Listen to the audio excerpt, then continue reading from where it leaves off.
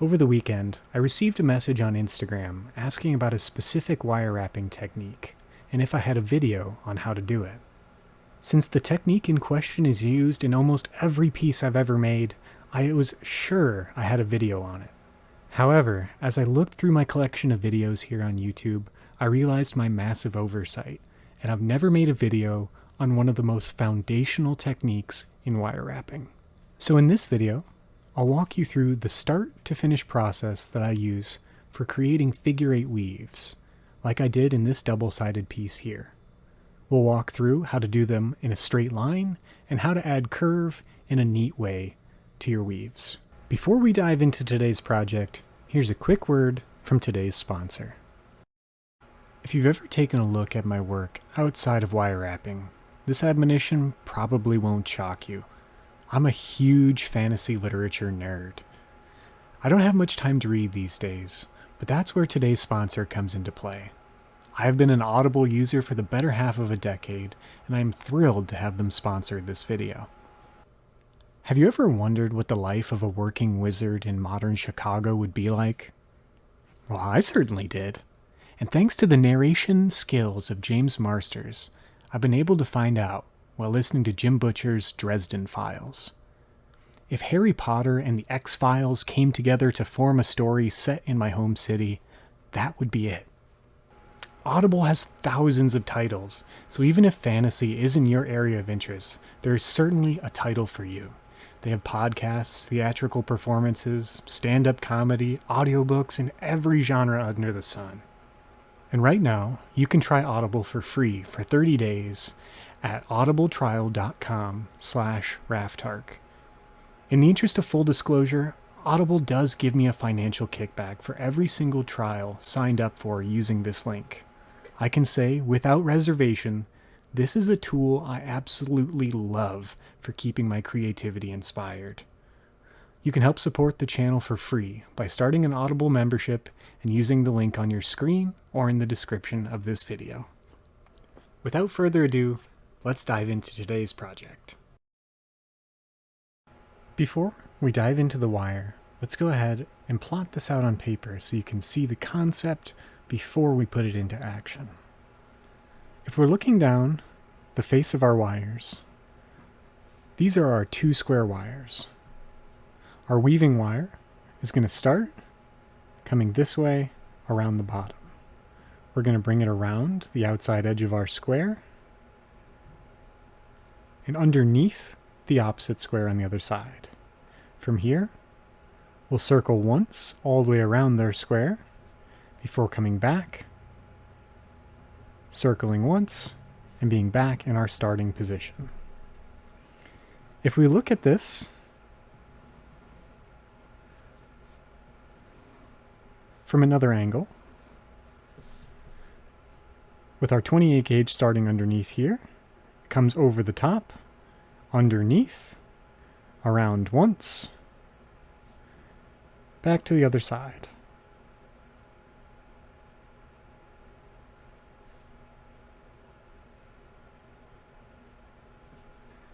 The coils around the square on each side allow the wire to sit neatly next to each other so that this whole structure on each side looks like one singular coil instead of a spread out spring.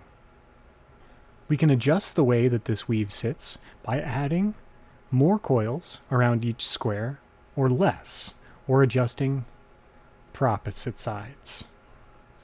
For example, we can make our structure curve neatly from left to right by adding one coil around our right side, crossing over, doing two coils around the left side, crossing back for our one coil, crossing back, doing our two coils, and repeating the same pattern as we work our way down the weave. Let's take just these two concepts and put them into action. In all of my videos on this channel, I've been using sterling silver as we're working. In this case, I'm going to use copper. I didn't quite have any wire on hand large enough to illustrate the point, and I did want to increase the size beyond what I would normally use so you can see it clearer on your screen. In this case, I'm using 2 segments of 16 gauge square and 1 segment of 24 gauge round. Since we're just playing with the technique, the length isn't super important, but I did cut 6 inches for each of these and 3 feet for our 24 gauge round. To make this weaving process a little smoother, I'm going to clamp both of my squares in this plastic clamp. I'm right-handed, so I'm going to work starting from right to left. If you're left-handed, starting on the left side will come much more naturally and easier for you.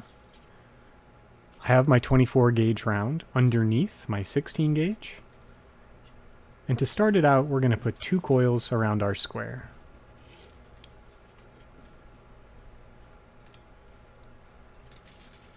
I've slid our 2 coils all the way down to the base of our clamp.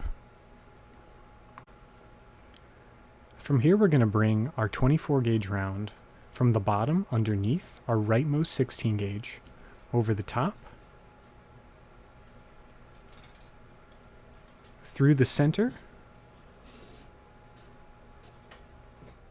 and underneath our leftmost.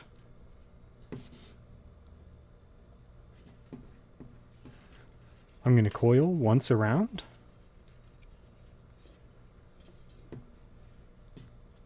So we have a full coil around the left before crossing back through the center to our starting position underneath the rightmost square.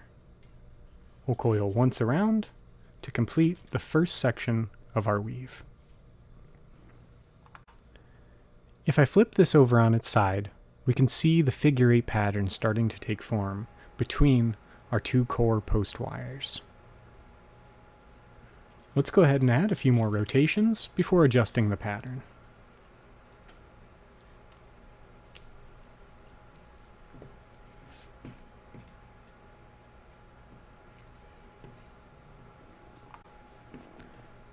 To continue our pattern, we're going to repeat the same process, coming over the top of our rightmost wire, down underneath the leftmost wire, circling once around,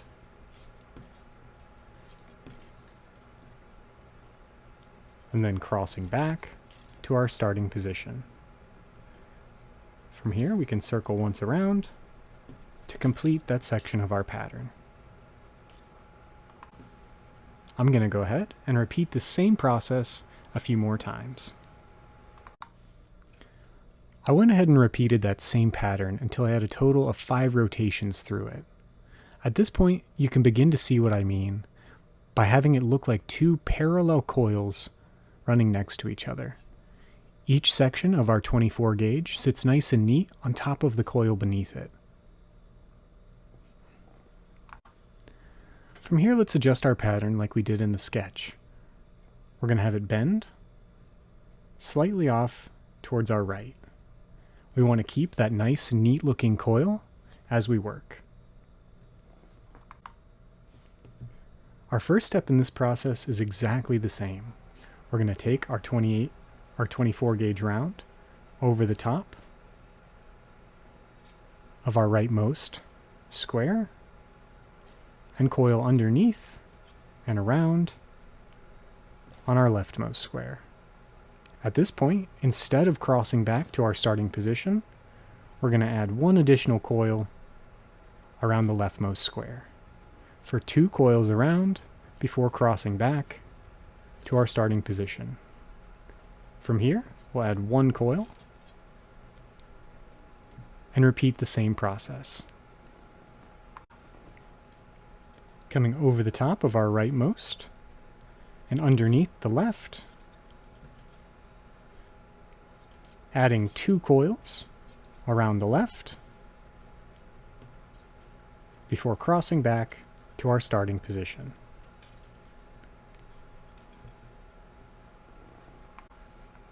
It takes a bit of time to get that curve to form, so I'm going to go ahead and repeat our pattern 3 more times so we can begin to see it take shape. With 5 rotations through the curved pattern, we can begin to see how it begins to arch gently towards the right. We could continue to add more coils around the leftmost wire for a more and more dramatic curve to the structure. We could add 3 or 4 to really begin to tighten down on that spiral.